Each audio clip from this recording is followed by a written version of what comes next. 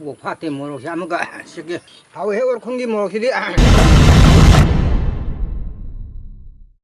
시기지 거의 팬더지 이런 망함과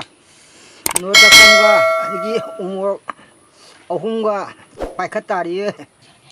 아바 여러 개 이런 비하는 맛이 그냥 자제 이게 뭐좀 바르게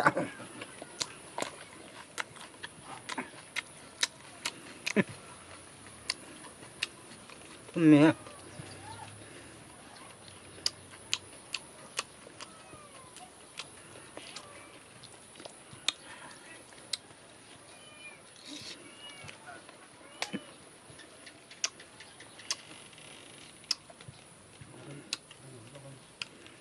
노다시好一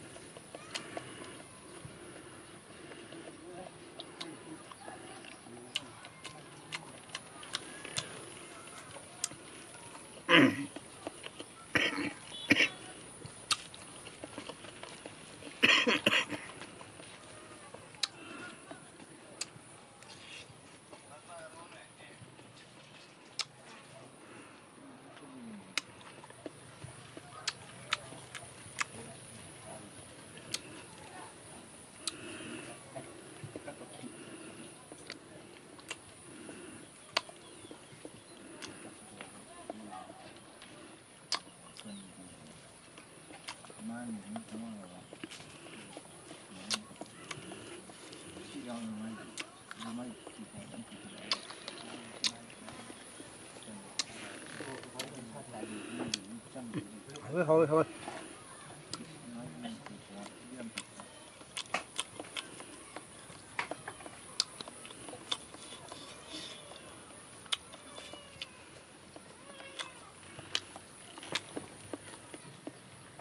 มันกันลงค่อยละแก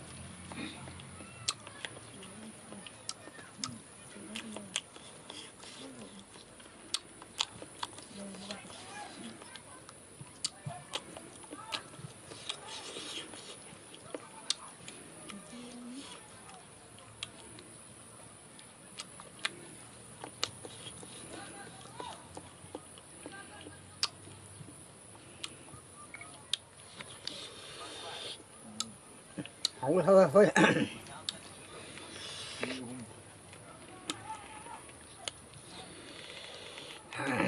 아씨 바자이 해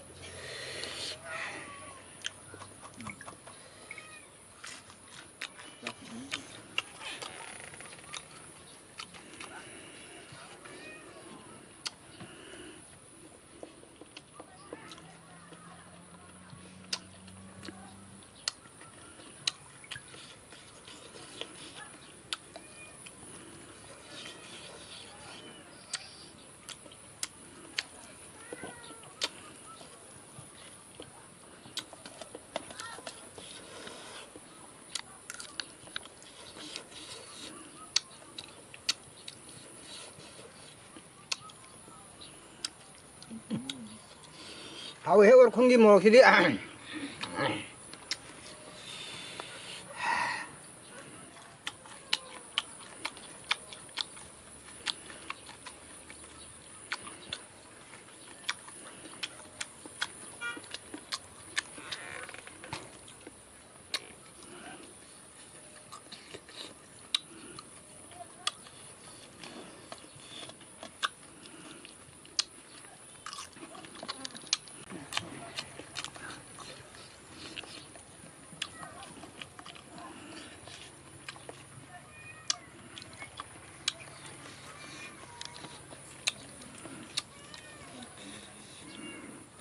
뭐 파티 뭐로 하면가 새끼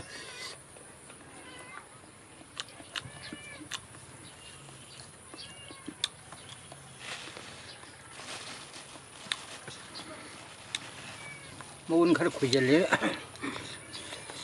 하다 이거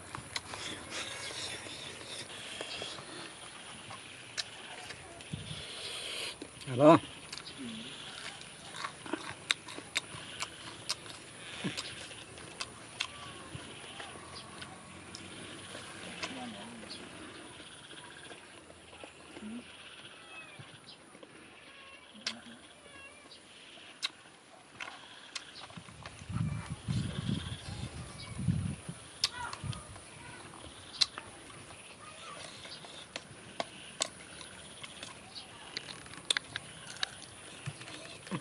nó đã sẽ học đi đó một con nào ấy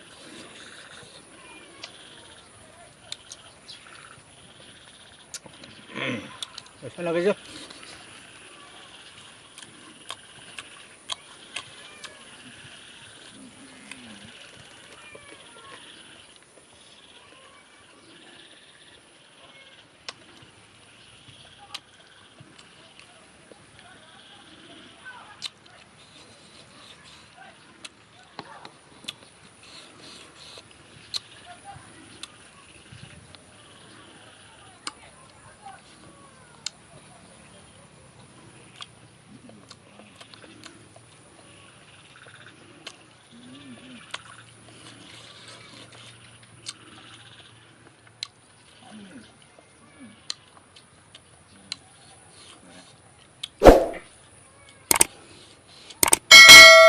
Sa ba di morok ti ngam ba ya si di ngam maroi ai sum loi chala ji